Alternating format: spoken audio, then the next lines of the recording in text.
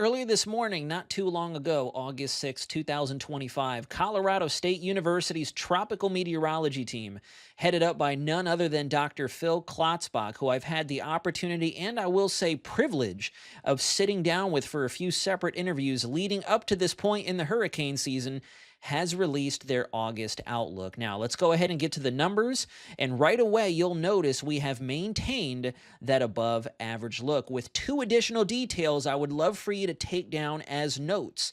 So you can see here, we are still forecasting 16 named storms. This does include the 4 that we've had up to this point, 8 of those becoming hurricanes, which we have yet to realize an Atlantic hurricane to this point as of yet, although I do think we're going to be seeing that change over the next 7 to 10 days. And among those 8 hurricanes, 3 are likely to become Category 3 or stronger, making them major hurricanes. Now, some of the heavy hitter details. First and foremost, I'll go ahead and bring you to my next graphic here.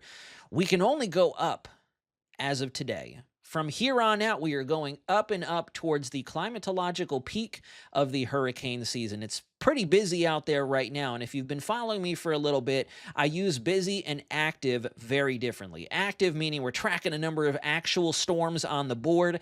Busy meaning we're watching a lot of different parts of the Atlantic, and that's where we are right now. We're in a busy phase, and it can only go up from here, with the peak on the calendar being September 10th of the 2025 hurricane season. Now, for some key takeaways, again, we're only going up. We're riding towards the top of the hurricane season roller coaster, and then it's all downhill once we get to the first couple days, first couple weeks of September.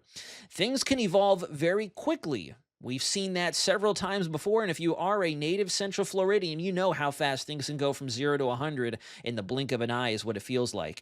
Monitor your trusted tropical updates. There's a lot of social media noise out there, especially from the folks who have a smartphone and a microphone, and they love to read off the models to you. They're not doing any actual forecasting. I promise I'm not coming at that from a very malicious standpoint, but it's true. We want you to get the right information to keep your property, your pets, and especially your loved ones safe when it comes time to hit the activation button if a storm decides to put us in its crosshairs. My last key takeaway here is, even though we were off to a slow and steady start, Phil Klotzbach, as well as the rest of us here at News 6, emphasize if you're going to pay attention to any outlook for the hurricane season, it's this one. It's a lot easier to make a prediction about something a couple days to a week, 2 weeks out than it is, for example, with their April outlook, trying to predict where we are now months in advance. It's got the highest skill up to this point, is what we call it here in the weather community.